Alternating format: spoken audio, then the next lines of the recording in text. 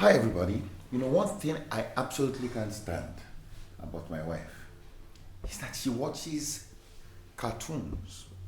Now, okay, Tom and Jerry, when I'm on a plane, I watch that and all that, but I cannot sit down and spend valuable time watching cartoons. I love things like, I'm watching Men Who Built America.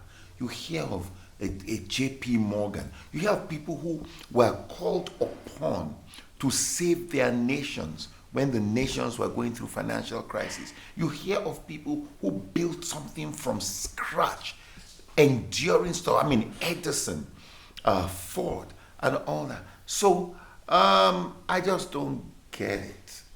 If there's one place where Taiwan and I are like this, it is in our preferences and our choices. So I am so happy that I can sit here on my own with no wahala and enjoy my Men Who Built America.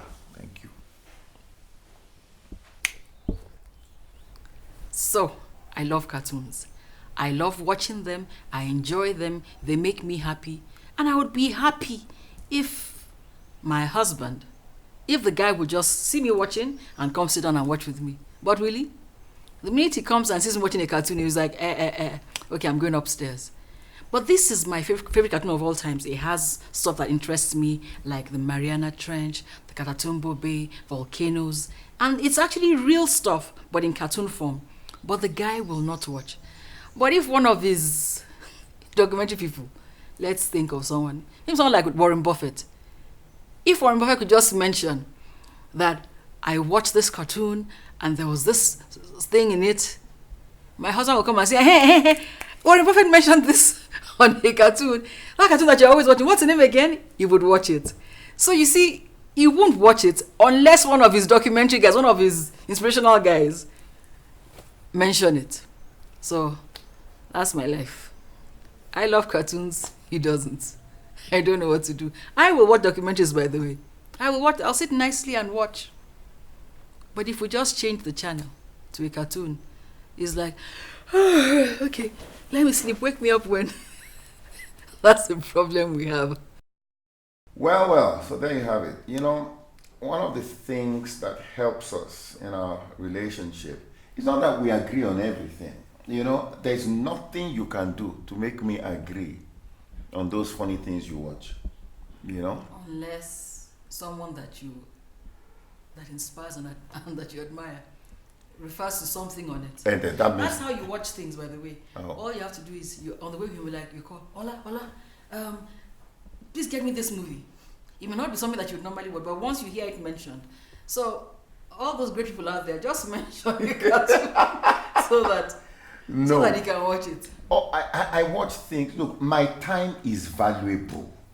So if I'm watching something that is not developing me and adding to, okay, all those things you watch, how does it add to you? It teaches me stuff. How does it teach you? About things that are real, about the Mariana Trench. Trench. Okay, wait. So that knowledge you have on Mariana Trench, what are you going to do with it? Nothing, but it's nice to see what it looks knowledge like. For the sake of, nothing. You just want to know about Mariana Trench. So every single thing that you read about and you watch on TV is something that you're going to use the information for. In Jesus' name, yes. Every single thing. I want to be a better person now. When you watch Tsunamis with me, what do you learn from that? I'm being a good husband. What do you learn? I'm learning that when I sit down and watch a tsunami with my wife, she's happy. So, but you will not watch a cartoon?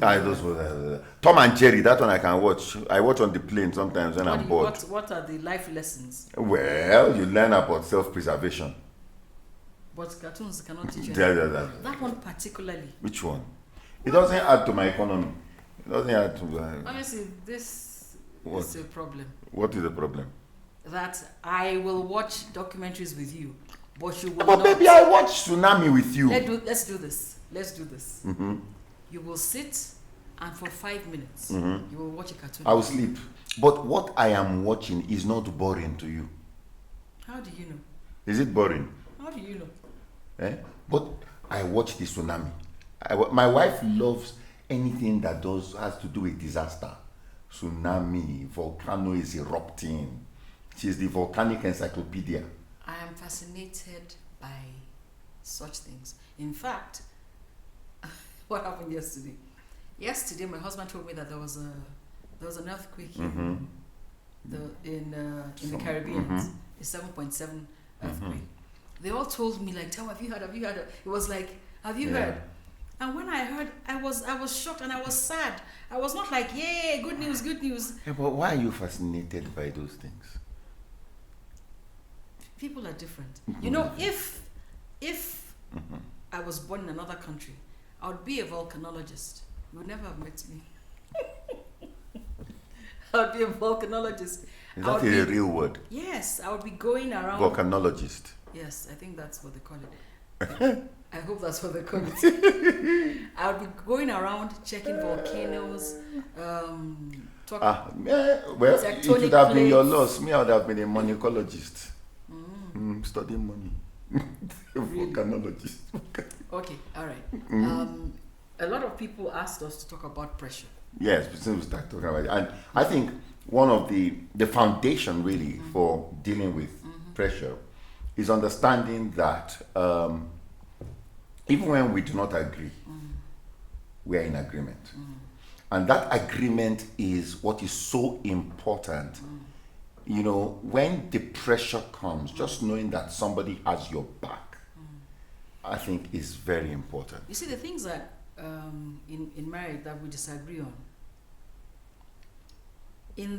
if you put it as a backdrop to the full picture, to the big picture, it's no big deal. On the Richter scale, the volcano. Pause. So, I once heard a man who had lived to be 100, I think he died when he was 107. They asked him what it was that he did that had made him live so long. I think he outlived 3 wives and I think most of his children. They asked him and he said, never sweat the small stuff. So when you disagree, when we disagree, no matter how heated, how strong my opinion is on the topic of disagreement or whatever your views are, we always try and remember that this thing where we're not in agreement about, how does it affect the big picture? Yeah. Most of the time, those things are... And even if it is something that's very important that affects the big picture, I think the important thing is that we know that even when we disagree on issues, it's because each party feels that if we go this way, it will help us. You know, so each party means the best, and nobody is making it personal. That the fact that we do not agree about this, so we are no more talking to each other because we don't agree about this. So I think it's very important to compartmentalize our disagreements. There's something that you said I want to talk about. I think that it is a shame when couples have cold wars. You know what a cold war is? I'm not talking to him. So when you want to see something, you say, I'm right there. You say, hola, hola. Please ask your... Nobody was calling you, mind your business. We were mentioning your name in a... Rhetorically, not... We are mentioning your name in a recording. We didn't ask you to answer. So you say, hola, hola, please tell your mom that I am hungry. You know that there are actually couples that do such things. Cold wars are immature. They are immature, and also it just shows that we have not learned to agree in our disagreement. And it teaches the children a wrong lesson. It teaches them the wrong thing. So it teaches them that this is a normal way of communicating. If daddy is not talking to mommy is not talking to daddy can talk to mommy through me. And then they just pass it on. Yes, and it's not right. But I wanted to say something which I think is so crucial. Because people say we should talk about pressure. If you handle pressure well, it can be like a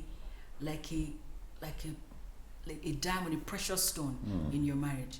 If you handle pressure well, if you handle pressure with grace, let's talk about financial pressure, for example. If you don't go crazy because, this is what my friends are doing, or let's talk about things that people are really going through. You can't pay fees. The landlord is really making noise. Kenya Power came, or the power people came, and cut off the power. Those Those are real things. There's not enough money to buy essentials. If that pressure can destroy your marriage, such pressure will still come in future. What I have found is that it is in times of pressure that we're actually closer. And I always think to myself, gosh, this thing that was supposed to bring such confusion, what it has done, it makes us closer. We talk about the real things. I think that a lot of couples miss out on the value, opportunity to get closer, which comes to get through closer pressure. and to learn more. Because you see, what pressure is this? If you have a sponge full of water and you press it, when you press it, water comes out. So what pressure is that? It reveals stuff on the inside. Some of the things may reveal maybe things that I like. Some of them may not, maybe things I don't like. But the fact that it has revealed, it shows me, okay, we need to deal with this. Life will always have challenges.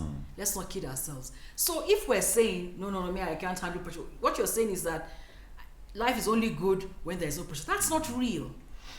That's not real. I think another thing is that when pressure comes and one party sides with the pressure